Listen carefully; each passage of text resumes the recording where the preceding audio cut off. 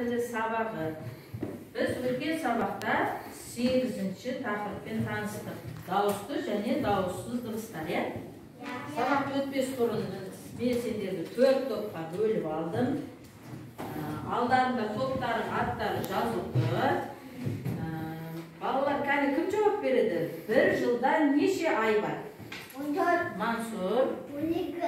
Дұрыс, 12 ай бар. Ал bir жылда неше мезгіл бар? 4 мезгіл бар екен. Атап шығайықшы. Қыс, жаз, көктем. Жарайсыңдар. Қазір жылдың қай мезгілі? Қыс мезгілі, иә? Қыс мезгілі неше айдан тұрады екен? 3 айдан. Қандай?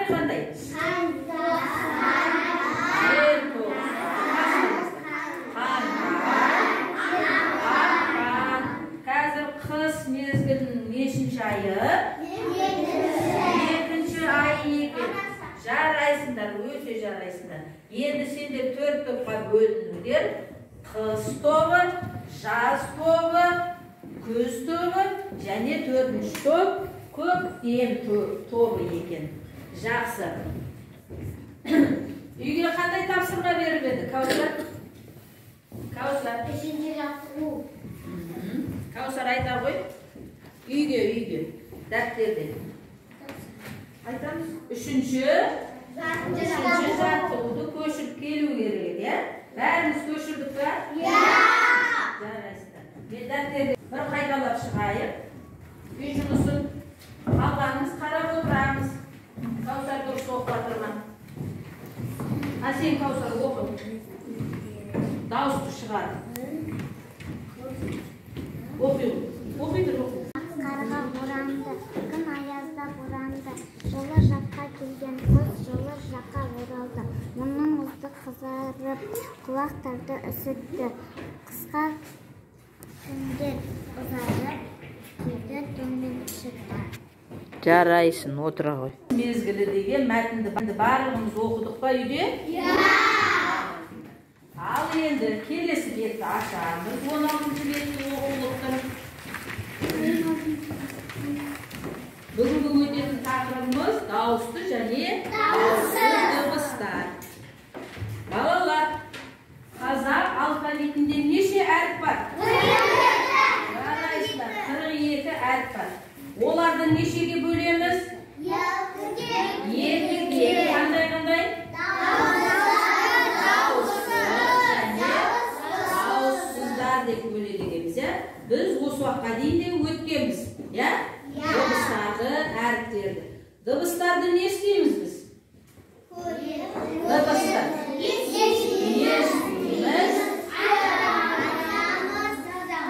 Дыбысты естиміз. Ал әріпті жазамыз, көреміз, оқиды екенбіз. Өте жақсы. Ал мына тақтада дауысты дыбыстарды атап шығайықшы.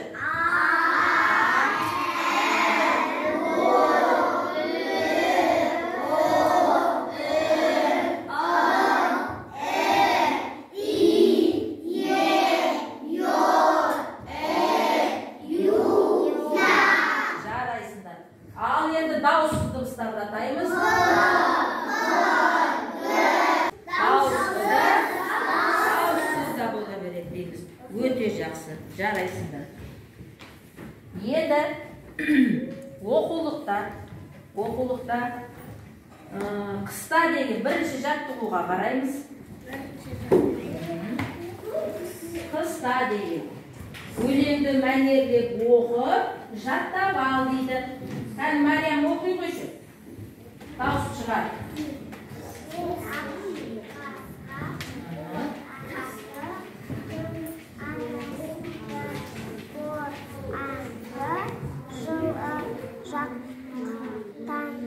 Орал ұзарып, кейді тон мен ішікті дейді.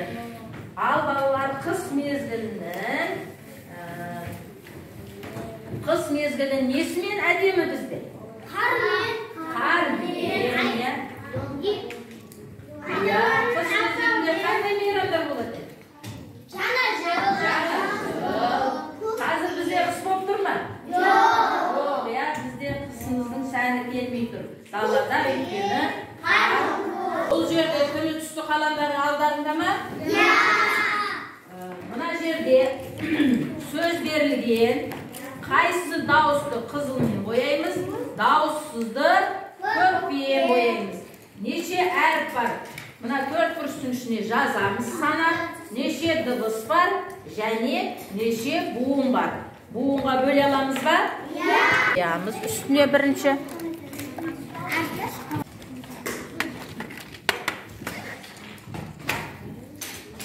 Дауысты дыбысты біз созып айтады екенбіз, иә?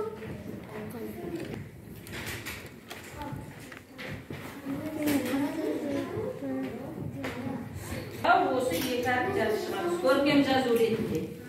Кесте жаз. Айсан, сынып жұмысы. Беріледі.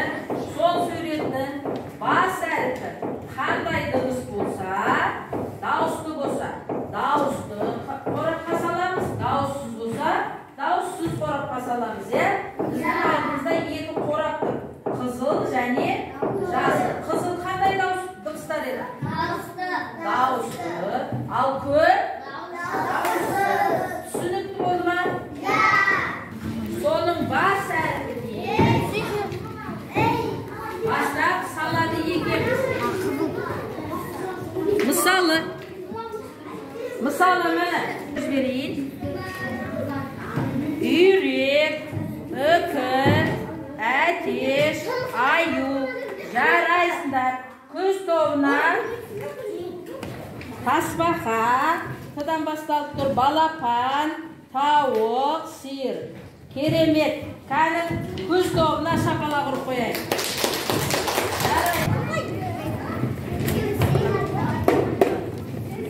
Жапсып болған соң тұрамыз.